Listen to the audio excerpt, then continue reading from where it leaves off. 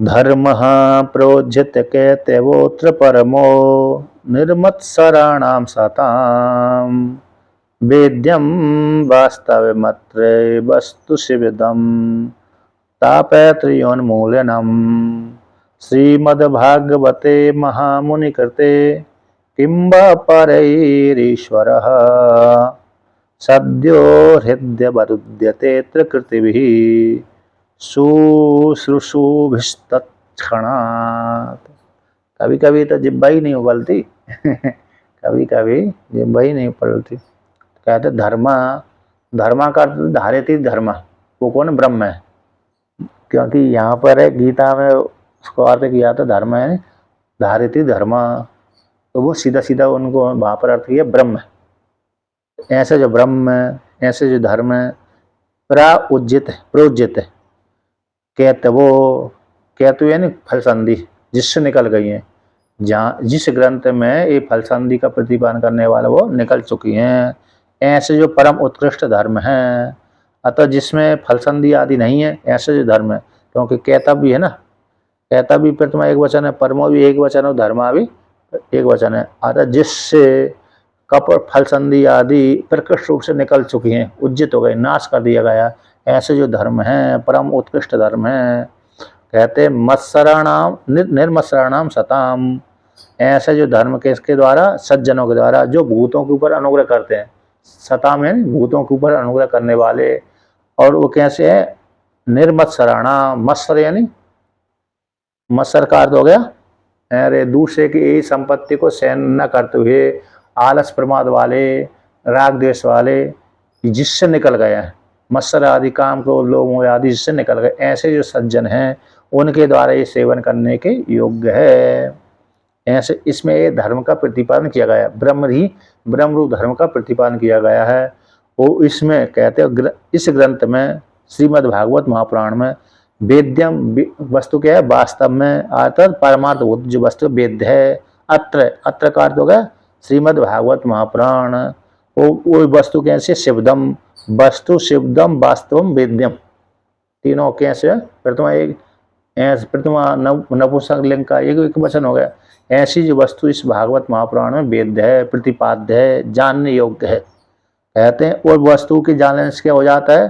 तापत्रय उन्मूलनम, आध्यात्मिक, आदि दैविक, आदि भौतिक उस वस्तु को जानने से तीनों प्रकार के ताप की निवृत्ति हो जाती है। अथवा इस पुराण के पढ़ने से, इससे श्रीमद् भागवत महापुराण के पढ़ने से, अध्ययन करने से, श्रवण करने से तीनों प्रकार के ताप की निवृत्ति हो जाती है।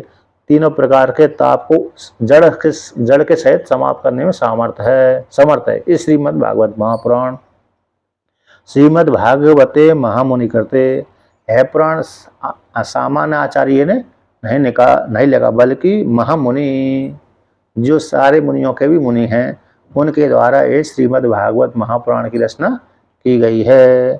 किंबा यानी यहाँ पर बा अथवा बा का शब्द कटाक्षर में, तो किम परे रहे ग्रंथ भी कहते पर दूसरे ग्रंथ को पढ़ने की क्या आवश्यकता है? पर ही कृति भी शुश्रूषि से, अर्थात अन्य ग्रंथों के प्रयोजन से क्या लाभ है? अन्य ग्रंथों के जब इस है श्रीमद् भागवत महापुराण है, तीनों प्रकार के ताप को निवृत्त करने वाला है, आत्यंतिक दुख की निवृत्ति करने वाला है, आदि भौतिक दुख की निवृत्ति, आदि दैविक दुख की निवृत्ति करने वाला है, और आत्म कल्याण को करने वाला है, और आत्म वस्तु को प्राप्त कराने वाला है, और सुख की प्राप्ति, दुख की निवृत्ति, और अपने स्वरूप को बोध कराने वाला है। ऐसा जो इस श्रीमद् भागवत महापुराण में प्रतिपाद्य वस्तु है, तो ऐसे सुनने वालों के लिए कहते हैं, सुनने वाले कृति भी पर ही शुश्रूषि, जो सुनने वाले हैं उनके द्वारा अन्य ग्रंथों से को लेकर के क्या करेंगे? वाचो विज्ञापन ही तत्, इस प्रकार से वहां पर आ जाता है। तो कहते हैं इसके सुनने से क्या होगा? कहते इसके सुनने से तो भाई सद्यो ईश्वर सद्यो हृदय अवरुध्यते तत्क्षणा, जिस काल में श्रीमद् भागवत महापुराण की कथा श्रवण करने लगता है साधक, उसी काल में उसके हृदय में आकर के भगवान विष्णु विराजमान हो जाते हैं। भगवान श्री कृष्ण सुनने वाले श्रोताओं के हृदय में शीघ्र ही उसी काल में, जिस काल में श्रवण का आरंभ किया उसने, उसी काल में वह उसके हृदय में बैठ जाते हैं, फिर निकलते नहीं है। इस प्रकार से ऐसा श्रीमद् भागवत महापुराण जो व्यास भगवान के द्वारा रचित है उसको पढ़ते रहना चाहिए। तीसरा मंत्र कहते हैं निगम कल्पितरोर्गलितं फलम सुखमुखाद अमृते द्रव्य संयुतम पिबतः भाग्यवतं रसमालयं मुहुरहो रसिका भुवि भावुकः। तो यहाँ पर कहते हैं निगम, आगम निगम, आगम का भी अर्थ वेद होता है। निगम है, आगम से शब्द प्रमाण ले लेते हैं। आगम और निगम दोनों का वेद अर्थ हो जाता है। वेद तो है। तो कभी कभी आगम शब्द से निगम जहाँ पर बोल दिया और आगम शब्द ही बोल दिया तो वहाँ पर फिर शैव और वैष्णव आगम ले लेते हैं, और निगम शब्द से सीधा सीधा वेद ले लेते हैं, और कहीं कहीं कल्पतरु आदि ले लेते हैं जो भी है। तो निगम कल्पतरु, निगम रूप जो कल्प वृक्ष है, वेद रूप जो कल्प वृक्ष है, उससे निकला हुआ ये वेद रूप कल्प वृक्ष कौन है? श्रीमद् भागवत महापुराण। वेद में भी वही प्रतिपाद्य वस्तु है, श्रीमद् भागवत महापुराण में भी वही वस्तु प्रतिपाद्य है। ऐसे श्रीमद् भागवत महापुराण रूप कल्प वृक्ष है, उससे निकला हुआ। यहाँ पर निगम कल्प तरु का अर्थ हो गया श्रीमद् भागवत महापुराण वेद रूप है। श्रीमद् भागवत महापुराण कौन है? वेद रूप है। क्यों वेद रूप है? क्योंकि वेद में जिस तत्व का प्रतिपादन किया गया है वही तत्व इस श्रीमद् भागवत महापुराण में प्रतिपादन किया गया है।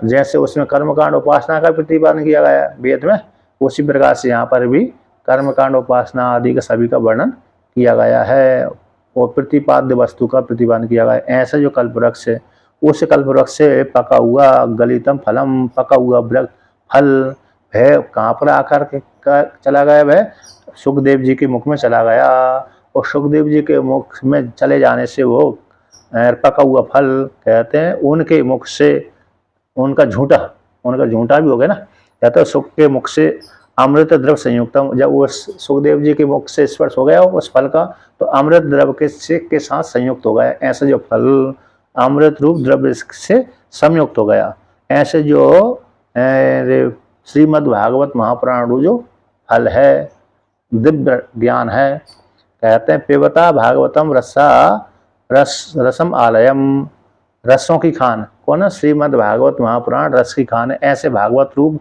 जो श्री फल है, मोक्ष रूप फल है, मोक्ष देने वाले जो फल है, श्रीमद् भागवत महापुराण रस की खान है। उस रस को कहते हैं भूवि, भूलोक में भावुका, जो भाव से भावुक रहते हैं, रसिक भावुका, उसको बार बार कहते हैं मुँह, यानी बार बार पिबता, बार बार पान करते रहते हैं।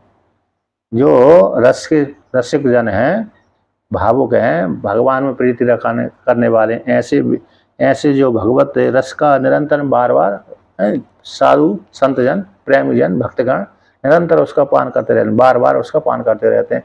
कई बार कथा सुनते रहते हैं, सुनाते रहते हैं। भागवत महापुराण रस की खान है, उस रस को बार बार सेवन करते रहते हैं। इस प्रकार से ये 3 श्लोकों के द्वारा यहाँ पर वर्णन किया। अब कथा आरंभ, क्या कहते हैं? यहाँ से कथा का आरंभ किया जाता है।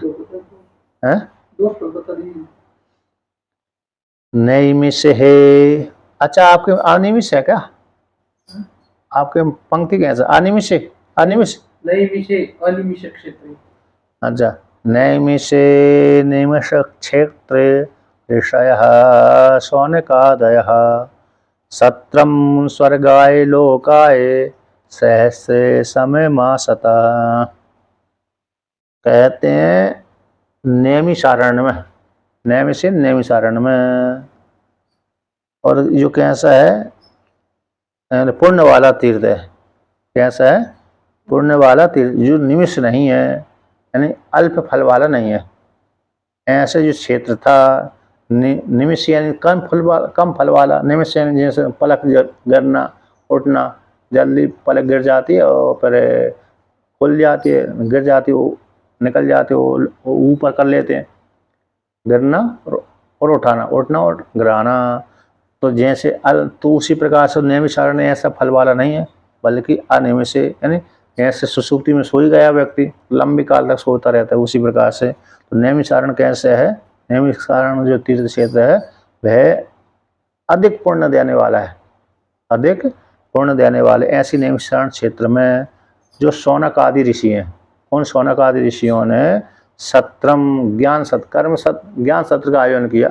सत्र दोनों प्रकार के, सुबह से लेकर दोपहर तक वो भी करते थे, क्योंकि यज्ञ भी करते थे, और फिर सायकाल कथा का श्रवण करते थे। तो कहते हैं 1000 वर्ष तक, 1000 जैसे ही कलयुग आरंभ हुआ तभी किया उन्होंने। 1000 वर्ष का आरंभ होते ही 1000 वर्ष तक चलते समय चलने वाला संकल्प लेकर के ऐसा यज्ञ उन्होंने आरंभ किया। किसके लिए किया, कहते हैं स्वर्ग की प्राप्ति के लिए। कौन सा स्वर्ग, यहाँ पर स्वर्ग देवता वाला स्वर्ग लोक नहीं, यहाँ पर जो स्वर्ग शब्द आया है, कौन सा स्वर्ग लेना, ब्रह्मलोक है। मोक्ष रूप फल की प्राप्ति वाले स्वर्गलोक के लिए उन्होंने इस प्रकार से सत्र का आरंभ किया। तो सत्र से ज्ञान सत्र भी हो गया। एक तो कर्मकांड भी करते थे, मतलब जो उपासना आदि भी करते थे, और विशेष रूप से ज्ञान में प्रवृत्त थे। नेक्स्ट ब्रह्मचारी हैं तो फिर कैसे हो जाएगा, 88,000 जो ऋषि मुनि है ना, यदि नेक्स्ट के हैं तो फिर सीधा सीधा ज्ञान सत्र है ना। उपासना करते थे, और संध्या बंदन करते हैं, संध्या बंदन की उपासना करी और ज्ञान की चर्चा करते रहते थे। और यदि घर जीवन वाले हैं तो अग्निहोत्रादि कर्म किए, फिर ज्ञान की चर्चा, दोनों प्रकार से है। तो सत्र शब्द में प्राय करके ज्ञान चर्चा ज़्यादा करते हैं, सत्र शब्द को लेकर के। तो ऐसे 1000 वर्ष तक चलने वाला, निरंतर चलने वाला 1000 वर्ष तक चलने वाले यज्ञ का आयोजन किया था। वो किसके लिए, स्वर्ग की प्राप्ति के लिए, मोक्ष फल की प्राप्ति के लिए, भगवत धाम की प्राप्ति के लिए उन्होंने किया। कहते ता एक धातु मुनय प्रातर होताग्नय सत्यकृतम सूतिमाशीनम प्रापृच्छोर्दमादिरात। कहते हैं उन ऋषियों ने, अब जो कहते हैं, अब वहाँ पर प्रातः काल अग्निहोत्रादि उन्होंने कर्म कर लिए। अब सूत जी को भी मालूम पड़ा कि यहाँ पर ऋषि मुनि यज्ञ कर रहे हैं, तो प्राय करके बड़े बड़े ऋषि अपने आप ही बिना बुलाए, कोई बुला के जाते, बोलने पर पहुँच जाते हैं, कोई बिना बुलाए पहुँच जाते हैं। जहाँ पर सत्संग आदि चलता है वहाँ पर बिना बुलाए बहुत से व्यक्ति चले जाते हैं, और बहुत से व्यक्ति तो बुलाने से आते हैं, दोनों प्रकार से। क्योंकि पीछे वर्णन किया था मातम में कि यदि कथा आरंभ किया जाए तो किसी को निमंत्रण भेज देना चाहिए, आदर पूर्वक बुला लेना चाहिए। कोई बिना बुलाए भी आ जाते हैं, तो उन सभी को ठहराना चाहिए। तो उसी प्रकार सूत जी को मालूम पड़ा कि यज्ञ कर रहे हैं ऋषि मुनि, तो वो भी आ गए। तो उनको प्रणाम स्वागत सत्कार किया, और बड़े भाग्य धन्य माने कि आप आ गए, आप सारे पुराणों के वक्ता हैं, हमको कथा सुनाइए। तो उसी प्रकार से कुछ दिन व्यतीत हो गए होंगे, जब आए होंगे तो कहते प्रातः काल मुनियों ने, सारे मुनियों ने क्या किया, होताग्नया, उत्परा होता आदि अग्निहोत्र आदि कर्म उन्होंने किए। अग्निहोत्र आदि कर्म करने के पश्चात सारे मुनियों ने सूत जी भगवान को एक आसन पे बैठा दिया, पूजन करके आसन बैठा दिया, और कथा श्रवण करने की इच्छा से, सूत जी के मुखारविंद से कथा श्रवण करने की इच्छा से उनको एक से ऊंची आसन पर बैठा दिया, और बैठा करके पूछा, पपृच्छुर इदम आदरात, श्रद्धा पूर्वक, आदरात मतलब श्रद्धा पूर्वक उनसे प्रश्न किया, क्या प्रश्न किया। तो कहते हैं, आगे चले हैं, हाँ चल रहे, तो अगला